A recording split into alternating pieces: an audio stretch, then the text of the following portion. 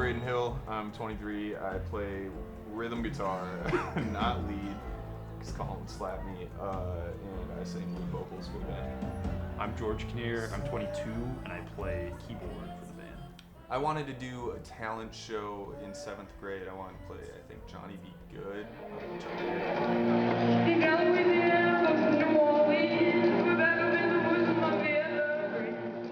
And I asked Ben to play that with me. So I think we were like 13. And he didn't want to, but we started practicing together and playing some gigs. And then I think when we were 14, we did the talent show together. And that was when the band was kind of like actually established, was just me and Ben.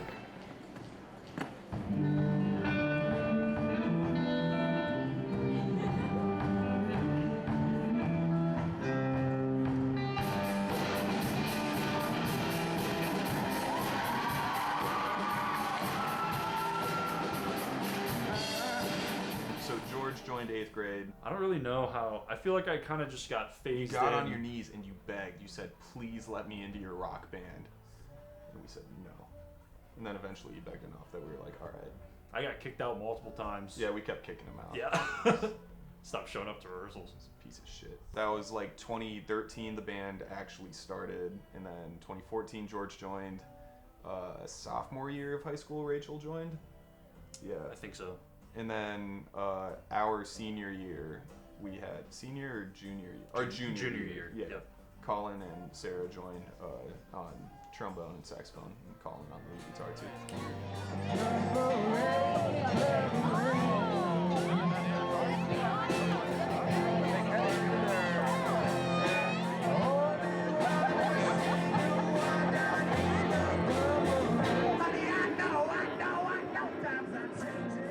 We used to switch band names like every week.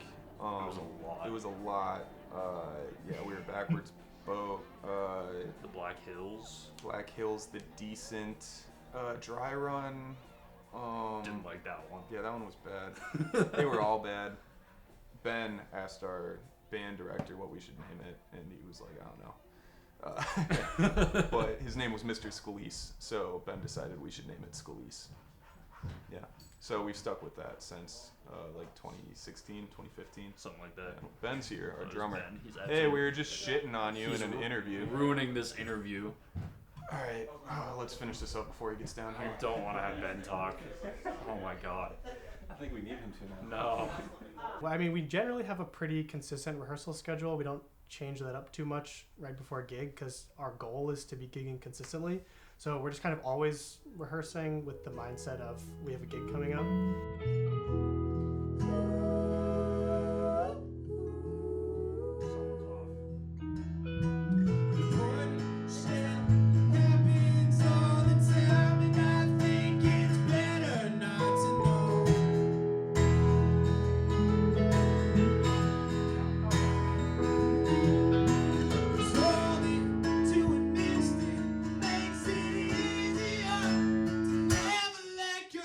But when we specifically have a gig coming up, we will practice the specific set that we plan for that gig and make sure we time it out to make sure that we're actually having the right amount of time that was allotted to us at the show.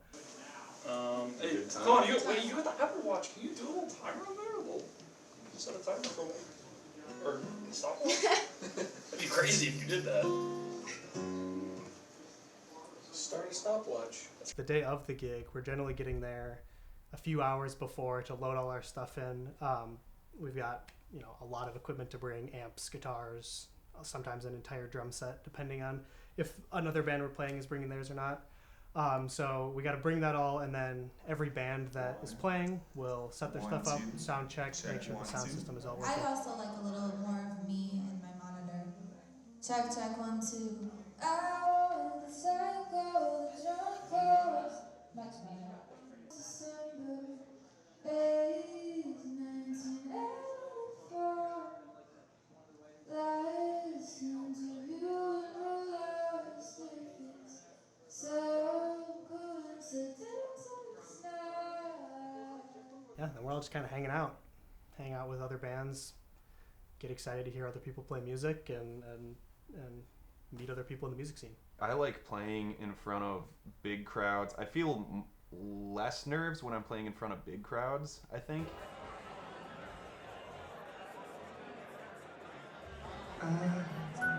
Trust my post. He reads the letters that I sent secret codes. I can tell that he's always here. He tapped my landline, but I can make him disappear. 'Cause I've got superpowers. I see into the future up to 25. There's a lot of musical growth that comes when you are writing your own music that wouldn't come from just playing covers. I mean, you get growth from playing covers and writing your own stuff, but when you're writing your own stuff, you have to think a lot more deeply about what actually makes a song good. What turns a song from just a bunch of people playing instruments to something that actually gets people dancing and gets people actually want to listen to it. And that's something that I think we've kind of been working on developing over the course of our 10 years is how do we kind of define our own sound that's different from other people, but still stay in that realm of what makes popular music popular and why people want to listen to it.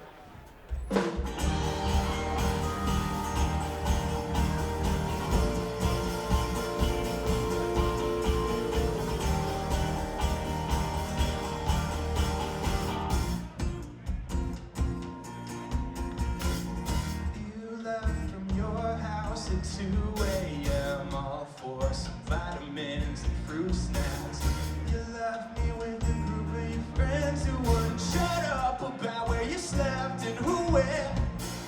6 shots inebriated is enough to not remember who I am. Said what they had you rated, and all they want is your touch. I want it all. I want the psycho, the drunk call. I want the up all nights when you're pissed off.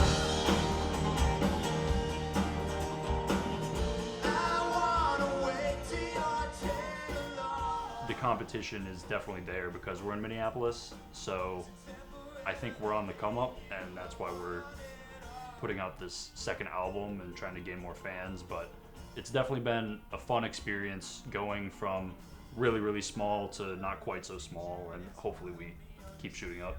It's also nice if a venue reaches out to you, then you're in demand. But if you reach out to a venue, then the venue's in demand, right? So like, you have a little leverage when a venue or someone reaches out to you to play. So we usually can make more money on those gigs, which is good for us. And it took a long time to get there, but it's nice to finally be there. That just started happening within the past year, Yeah, maybe year and a probably half. a couple years maybe. Yeah.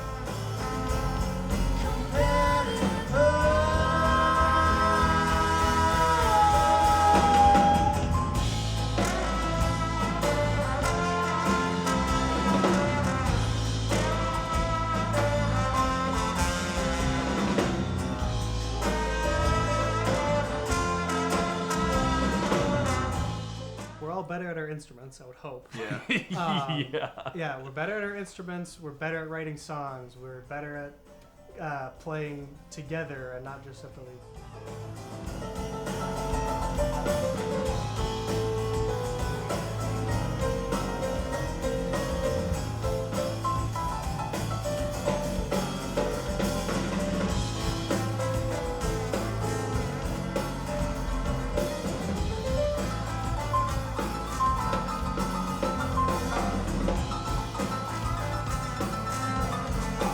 We've been playing together for 10 years, so we all just we've all just kind of gotten used to playing together, and so it just kind of runs smoothly as we go.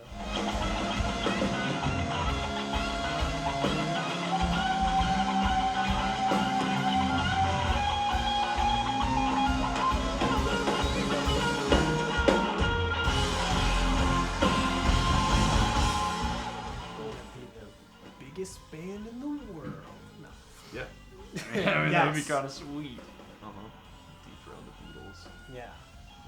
I think we definitely, in terms of our goals right now, we want to be at the point where we can all quit our jobs to be playing with the band. And I think if we could all get to the point where the band could sustain us as a career, it wouldn't really matter how much we were making on top of that. We wouldn't need to be millionaires, but it would just be nice to be able to do music for a living and spend a lot more time doing this, because we all have a really good time producing music, playing gigs, even making our own merch and selling that is fun. So I think if we could all do the band full time, that's our big overarching goal.